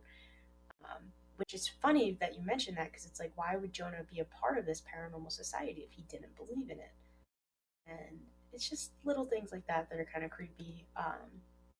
Anyway, so then we'll just get right back into it. We fast forward to this car cam GPS that's in Adam and um, Jonah's car, and they're kind of like fighting back and forth, and Jonah's just kind of like, hey, imply that they've stolen this car, and Mhm. yeah, and the car is having trouble starting, and Adam's like, "You used everything already?" And Jonah's like, "Yeah, damn it." And he's like, "Well, we don't have to worry about income anymore since we got this massive freaking payday coming, right?" And Adam's like, "Oh, well, we got a couple options. We either need to ask someone to help start our car with cables, or..." And then Jonah kind of finishes the sentence and says, "Steal another one." And Adam's like, "Yeah." It seems that Jonah is a bit more comfortable with these acts than Adam is. In my opinion, even though Jonah kind of is hesitant in the next sentence. He's like, "Well, it's broad daylight, but it's not like anyone's going to call the cops here," which also goes back to the whole cops do nothing because of the alternate situation around here. So it probably shows that even in little things that like this, where somebody would be stealing a car in broad daylight, they wouldn't even call them because God knows if it's an alternate, God knows if it's whatever, you know? Just little Mhm. details like that that really bring the series together, along with the phone call conversations. That Alex is just a genius in the way he's portrayed these things. Um, anyway, back to the dialogue. So, and they say like, "We're already on the run. Doesn't matter. Might as well steal another car," um, which is kind of going back to the FBI poster at the start that they're wanted, and now we understand that they're on the run. We just don't know what from what yet. And then we flash into some images, and it says image 16, and it says Adam trying to fix the car while I eat chips, LMAO, dash Jonah. And then it goes to image 24, and it says welcome to the image is a photo that says welcome to Mandela County, with no description. And then we go to a video of a camera in the back seat of this car, and it's Jonah and Adam again kind of fighting back and forth, and like they're fighting about this woman and how like legit she was and if she was crazy, and Jonah's like, "Who's to say she's not as high as I am right now?" And he's like, "The last Mhm. thing I need is a weird house call from a stoned lady about a dead cat." Like, so um then Jonah said, "Half of me thinks that there aren't even alternates, that the mayor was just too stupid to make an entire infographic." So it's again reiterating that belief that he doesn't believe in them that Eve kind of brought up. And then Yep. Adam's like, "Yeah, but why are we getting so many phone calls in the first place?" And Jonah's like, "Maybe it's mass hysteria." So again, they're just going back and forth, and they're talking about like the rise and the war on alternates. And Adam's like, "I don't know, man. We're just two guys driving, figure it out." And then it shows the GPS video again from the front of the car, and it's them taking the wrong exit, so they back up a bit and they go towards the right. But while they're doing that, we get a glimpse of the forest, and in it we see a cross. Um, and then they just drive right past it, and they keep going. And the GPS says they're 10 minutes away. And Jonah says, "Holy shit, this is actually really helpful. Have they not outlawed these things yet?" Referencing the GPS. He said, "Like, I doubt it, that guy's face could appear on something like this and, kill you. I don't know." Which is interesting because now we're getting they are reiterating the fact that these alternates can show their faces on screens, and technically a GPS is a screen. And like Jonah's showing his disapproval, and then Adam says, "No, they haven't banned them yet." And then Jonah says, "Well, I guess crime really does pay." And and Adam's like, "Why? I hate that you're making us out to be these gangsters when all we did was, get all of this." And then he's like, I know. We just lived our whole lives under the radar. We were quiet kids." It cuts to them pulling up to the house. So again, now we're like getting this insight to Jonah and Adam a little bit. How clearly at least Adam doesn't like this quote unquote life of crime that they're living, and they were the quiet kids and they kind of lived under the radar until something went down, which I'm assuming is the rise of the war on alternates that Jonah mentioned. And I'm assuming they felt the need to get involved. So when they pull up to the house, oh, by the way, I forgot to mention, in the GPS footage, it shows that the signal was a 10 out of 10 on their drive there, and that they were going to get there a little bit before midnight. Now, flash forward to the GPS video of them at the house. The signal is a 4 out of 10, and they got there at 11:42 p.m. So it shows them getting out of the car and the GPS powering off, and them we flash a black screen that says Night 1, January 12th, 2009, 11:45 p.m. And we start to get them like doing flashlights all around the house, looking into the windows, and we're seeing like doors, and there's a photo of the door that has a cat door, and they're like, an empty door with the cat, like, whatever they're called. And it's just them talking back and forth about how they're going to get in there and little things like that. And then it cuts to them inside the house, and Adam's taking photos, and he's trying to call for the cat. He's like, "Here, kitty, kitty." And then it shows more recordings of the hallways and doors. And then they're asking the cat more questions, like, "Are you at peace here?" And it shows a video recorder, or not a video recorder, a camera and a voice recorder on the floor. And then we hear Jonah from a camera intercom showing that they're not in the same room anymore. We don't even know if Jonah's in the house with Adam. We just know that he's not there next to him. And he's saying, "You look so stupid right now." And Adam's like, "What am I supposed to do? Like, it's a literal ghost cat." And then Jonah's like messing around with him, like, "What's it gonna do? Meow us to death? Like, what are we even doing here?" And again, they're fighting back and forth. And he's like, "Can you just take this seriously?" Yeah. So showing that Adam takes it a bit more seriously than Jonah does, because, like you said, Jonah doesn't even seem to believe in all of this. Jonah And then tries to Adam, make a light of a lot of things, where he's a much more serious character. yep, exactly. And then Adam's like, "Well, you were too scared to go inside to begin with, so now we do know Jonah's outside, and that's why he's talking to him over like the camera intercom." Mm-hmm. Um, and I was like, "I'm not scared. I'm not. Like, I'm just allergic to cats." And then Adam points the camera towards a door and says, "Are you seeing this?" And Jonah goes, "Yeah, it's just a door." He goes, "It's locked tight though. Like, it's the only door that's locked in the house. It's weird. I'm not gonna." And then Jonah's like, "Why don't you bust it down?" He's like, "I'm not gonna do that." He's like, "Whatever. It's not like she's gonna find out."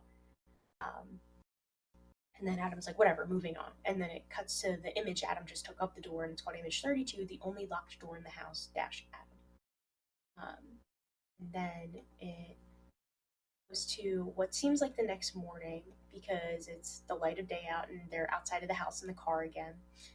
And there's an alert on the screen that says the internal hardware microphone is damaged for an unknown reason. Please visit your local electronics retailer for assistance or recalibrate it yourself. Page 34 in manual. And now the GPS signal is a 3 out of 10, and there's no input detected. And then they're talking back and forth and saying that, like, "Do you see anything weird on the cameras? I'm going through all these photos and I'm not seeing anything. The only thing that's weird is that locked door." And the more I look, and then Jonah's like, "The more I look at this house, the more I really don't want to be in it." And Adam's like, "I don't see anything. I think we're just babysitting this empty house for 3 nights." And Jonah's like, "I think the best thing that could happen is we just leave now and then say we were here the entire time, because I'm looking at this house and I'm looking at the footage that you took, and there's nothing even to do. Like, I don't like it. I don't like this vibe. It's literally..." And then Adam's like, "Bro, it's literally just an empty house. Can you suck it up for 3 nights?" And then Yep. it cuts to a scream. He's not getting good vibes. No. And the camera cuts out. The GPS signal is now at signal weak, but now it's red. And then there's an error 333 at the bottom, and you hear a scream. And then Adam says, "Where did that come from?" And Jonas says, "I think it came from inside the house." And I'm about 10 minutes in, so if you want to take on the second half of the video, it's all yours. I don't know. You've been doing such a good job. I kind of want to let you keep going. Yeah, I don't mind. Thank you. I was worried I was sounding just like boring and like just literally going beat for beat, but I think it's important to the story. I think it's important. I don't mind if Right, we go cool. play by play. Beautiful. All right, so I'll talk about it a little bit before I go back beat for beat, so I'm not boring anybody. But yeah, so it's seeming like we've said before. I'm just going to reiterate again that Jonah doesn't care as much as Adam does, and he doesn't believe in these things. Now suddenly we're seeing a different side of Jonah, that he's scared and didn't want to go inside the house at all. So that's odd for somebody who supposedly doesn't even believe in these things. Whereas Mm-hmm. Adam had no fear, was inside the house all night, supposedly, was taking these photos, Nothing weird came of it. He didn't see anything weird on the cameras or in the video footage he took. And the only thing that was weird to them was this locked door. And the next morning, it shows them just recapping the night. Jonah's still a bit weird, scared, and he's like, "Let's get out of here. Come on, like let's just leave and say we stayed." But Adam's like, "No, I want to stay. Like I want to figure this out. Like I want to do whatever." Which again is interesting, considering Jonah was the one that supposedly didn't even believe in these things. So yeah, again, cuts to this scream, and then Adam's like, it's Jonah like begging Adam to leave now because now he's freaked out, and uh, Adam says, like, we gotta figure this out. Like, I've already made up my mind. I'm going back in. The screen goes black, and now we're on night two, January 13th, 2009, at 12:32 a.m. And then it says the exposure to the causes, excuse me, sorry, exposure to the causes a great increase in video corruption and deterioration. And then we're shown Adam back in the house, recording himself, and the footage is in black and white, and he's looking down, and he has seemingly one of those paranormal scanners that show like the frequencies in the house and whatnot. Yeah, it's And like night vision, right? yes, yeah. And then he's talking to the camera, saying like, "Who are you? How did you die? Like, what year were you born?" The scanners that he's holding is kind of like going back and forth between numbers, and then he says, "Are you lost?" And then Jonah says, "Am I coming through?" Again in the radio, implying that he stayed in the car once again, and Adam's the only one in the house. And Adam says, "Loud and clear." And then Jonah screams, "Oh my God, behind you!" And then Adam says, "Shut up." And then it's silence. And then Adam says, "Did you see anything on the cameras?" And then again, Jonah repeats, "Oh my God, behind you." And Adam's like, "Dude, cut it out. Like, you're not being funny. Like, it's not interesting." And then again, "Oh my God, behind you." And he said, "Dude, seriously, stop." And then it keeps repeating, "Oh my God, behind you, behind you, It's behind you." obvious to us that it's just the same audio clip. Yep. Yeah. It's not Jonah actually saying it over and over again. It's just the same clip. So, and then Adam's still yelling at him. And then it cuts to Jonah's actual voice saying, "What did I do?" Um, and then it cuts to a black screen. And Jonah says, "What exactly are you seeing?" And then you hear, "I've been watching you." And then Jonah says, "Dude, that's not funny." And then you hear, "I can see you." And then you hear Adam go, "What's not funny?" And then we cut back to another one of those biblical cartoon videos, but this time we're seeing Adam being offered to take a bite from the apple from Eve, and then we see what is known as the devil, but in this cartoon is portrayed as the snake, giggling and chuckling, and you know, and then Mm-hmm. Adam um, says, "Suddenly I feel kind of scared." And we cut back to the black screen, and we see image 30, which says, "Guess this is where I hit the hay, dash Adam," and it's just an empty room with one window that's looking outside. It's Um, interesting. I don't mean to cut in, but it's oh, interesting. go for it. Something interesting to note is Adam and Jonah are both named after biblical people, I guess. Yep, absolutely. Yeah, very interesting, especially in this world where you're not supposed to practice religious beliefs in case you would develop mad disorder. So that's one way you're supposed Mm-hmm. to avoid it. Which is also interesting why I brought up the fact that they saw a cross on their in the woods on their drive there. Anyway, so Yeah. right. It's just seeds being planted. Let's Mm-hmm. keep going. Let's get going. And then the video cuts to Adam seemingly back in like the hallway, and we just see a door and kind of like a green tint, and then you hear, "You followed the shepherd. You are a fool. Follow my voice instead, and you will find great happiness. Wake up, Adam. Do not make me wake the others." And then it stops, which I think again goes back to our point we were just making. Um, you followed the shepherd, which makes it seem like Adam has followed religion and followed Christianity. And then you hear, "Don't follow him, follow me instead. I will bring you great happiness." This voice, we don't know what it is. And then we're taken to a video in another room, but this time the window is closed by curtains and the video is just kind of flashing in and out. Um, it's a black screen, and then Jonah over the radio says, "Hey, I lost visuals on cam 3. Do you think you should check that out? And it's back to camera 3, which is the room with the curtains, but now the curtain is slightly open. And you see that it's a full-length door, assumingly going outside, like one of those see-through screen doors. Hmm. And then the camera turns back on, but now the curtains are open even more, and you see more of the sliding glass door. There's something else I wanna, And I guess I wanna allude to is that when you're when you're watching the video, you pay attention to the house. It looks really familiar. mhm, very familiar layout. And then the video cuts to back to where Adam seemingly is in the hallway, and you see two doors. And then it's black again, and just silence. And then you're seeing red and flashing and camera, like the noise of photos being taken by one of those old digital cameras. But now the door that is in the hallway with Adam is slightly open. And Hmm. then the screen is black, and then another photo is taken. Um, and there's seemingly a figure, but then it cuts really fast to the door being wide open. And the screen goes black again. And then another photo is taken, and now you do see a face in the corner of the room. Oh my god. Just so scary to think about. This is Anyway, horrifying to watch. yeah. We're doing Then our best to describe it, but like you have to see to really yeah, know. like I can't do justice telling you this. Like, you really need to just experience it and see it yourself and hear it and watch it in real time. And the camera turns back on, and you're greeted with the corner of the room is blank, and then suddenly this distorted face pops up and starts speaking in kind of what sounds like tongues, like whispering. We have no idea what it's saying.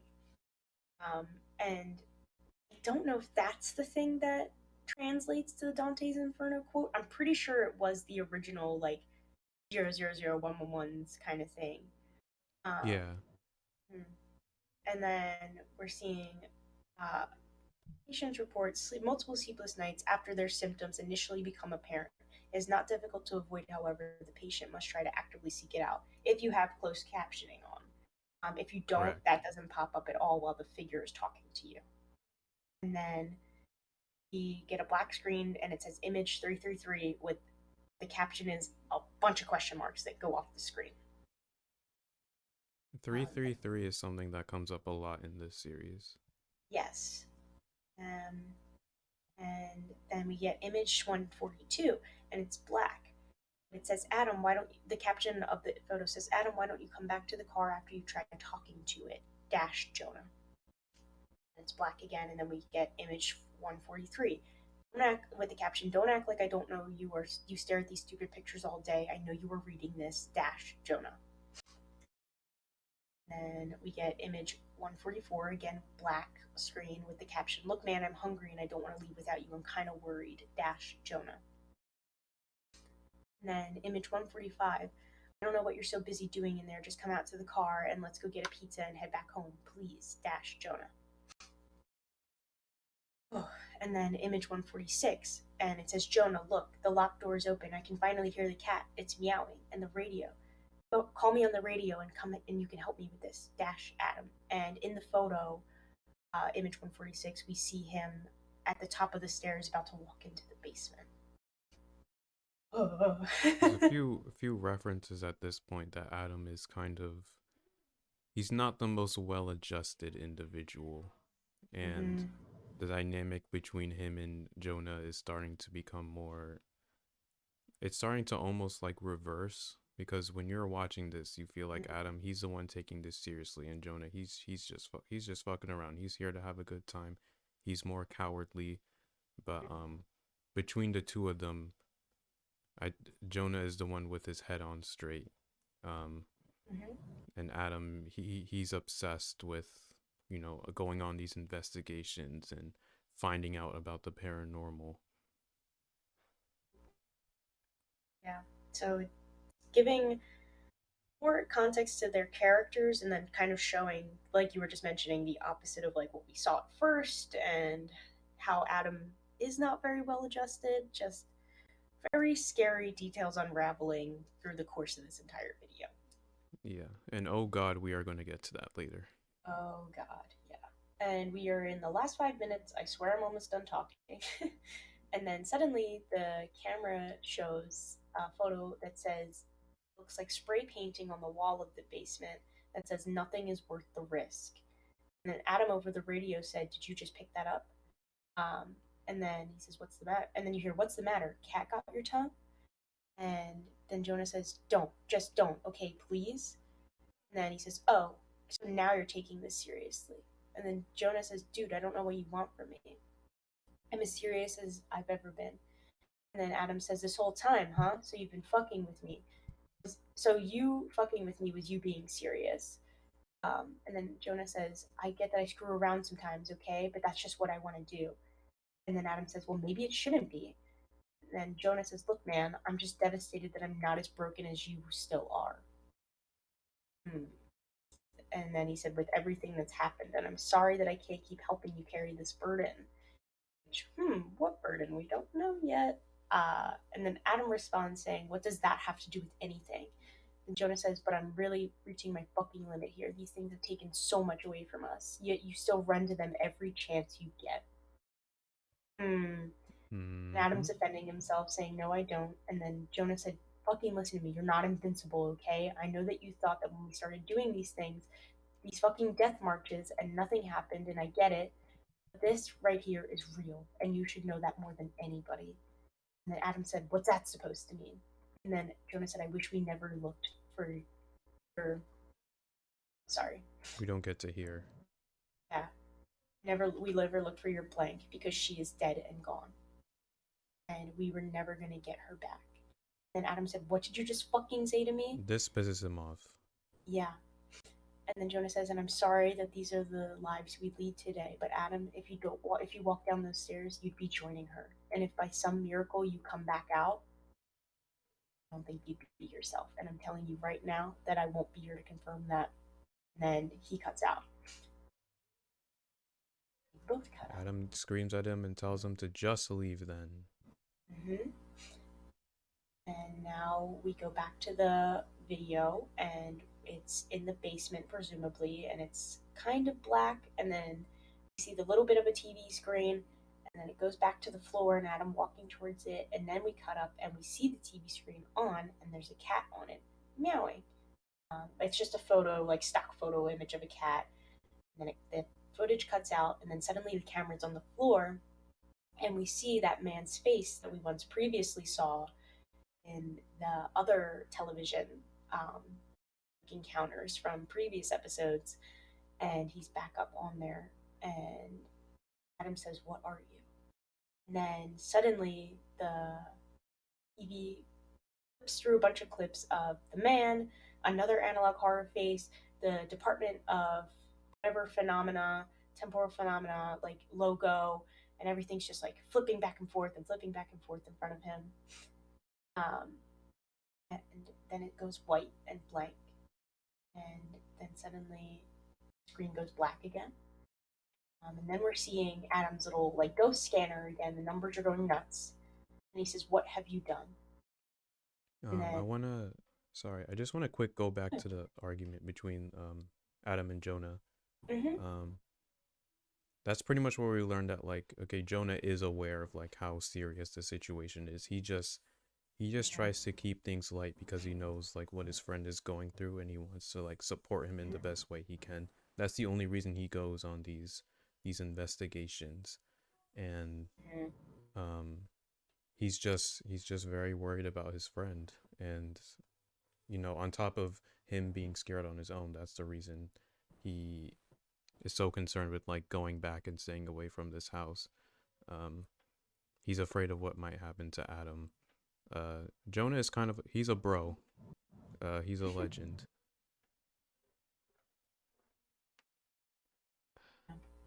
Adam So, doesn't deserve him. Anyway, continue. no, you're absolutely right. And the interaction between Adam and this TV of him saying, "What are you?" and then hearing, "You don't remember me?"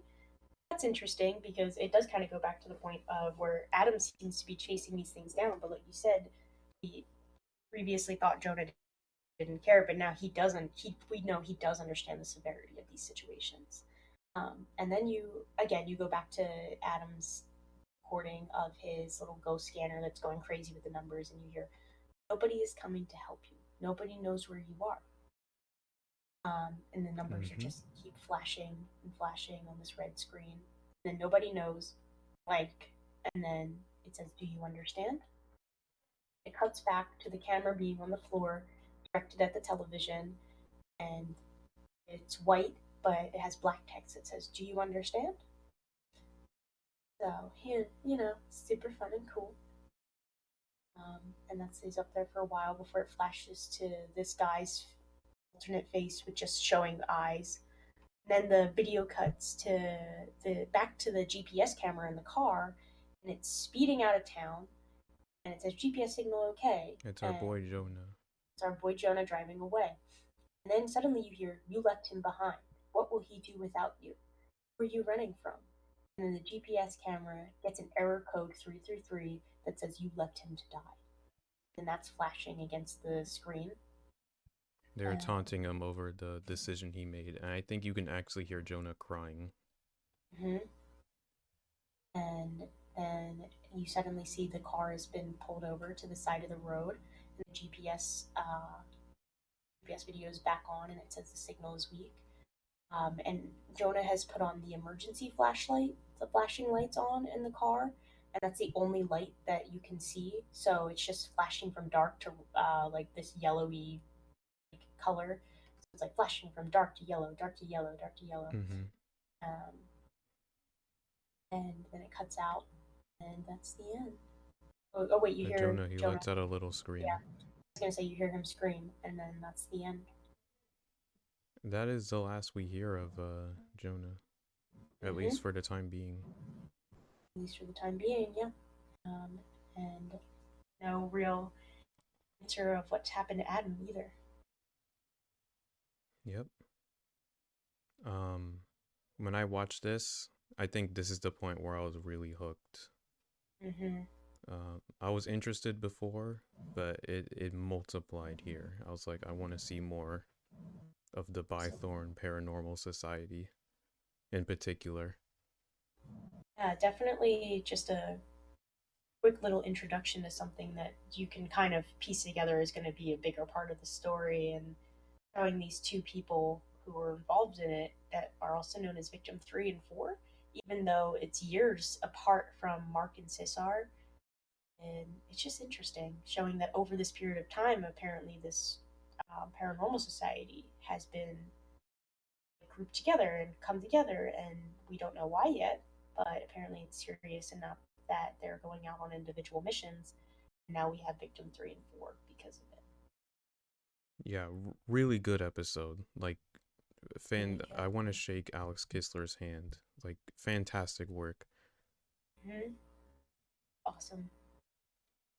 Um, just really, again, little details of what like this world building is starting to become. All of these little things that Alex has just like put in there for us to assume before we even get there, but we're kind of All starting to these piece everything seeds. together. Mm-hmm. Just all these little Easter eggs throughout, and it's really just starting to show you intricacies and the horror of it all.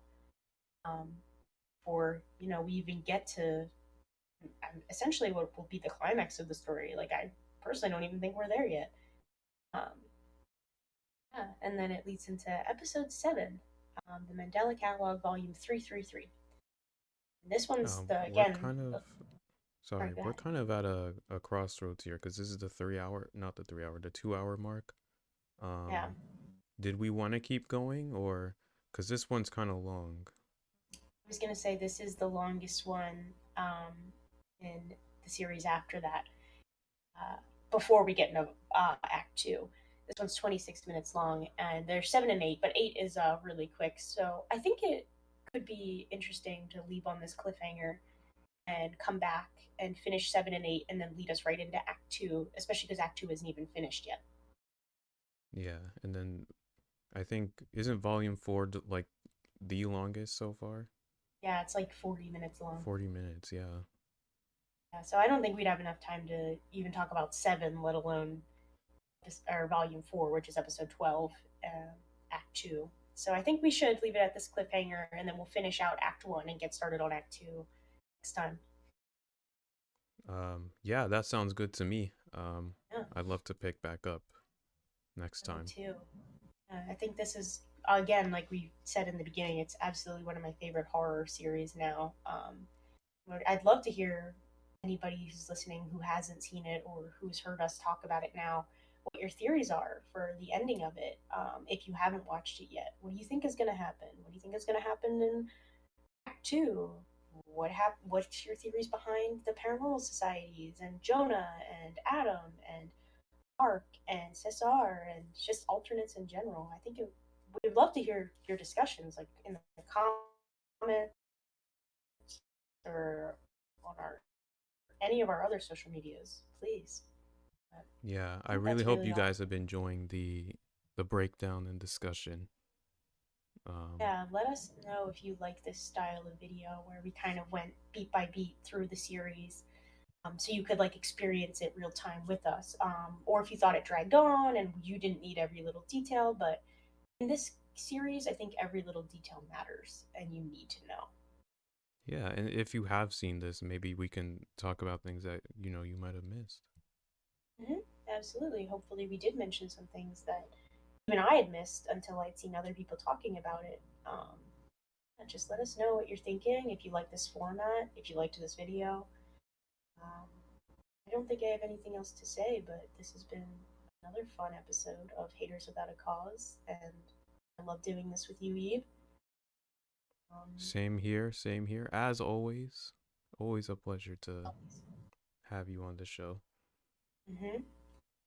And again, thank you to anybody who's listening, and just let us know what you're thinking. I really want to hear some. I want to get some more interaction with people who are listening with us. I think that would be really fun, and we can always mention your comments later in videos, um, and like updates and stuff. I think that could be really interesting. Yeah. Yeah. All right. Well, In any case, we will see you all for part 2. see you in 2 weeks for part two. Watch it during that time or don't, and let us know what you're thinking. And I'm Pretty, and this is Jaded, and we are Haters Mm-hmm. Without a Cause. That's all I have to say. Signing off. Bye. Bye. Bye, everybody.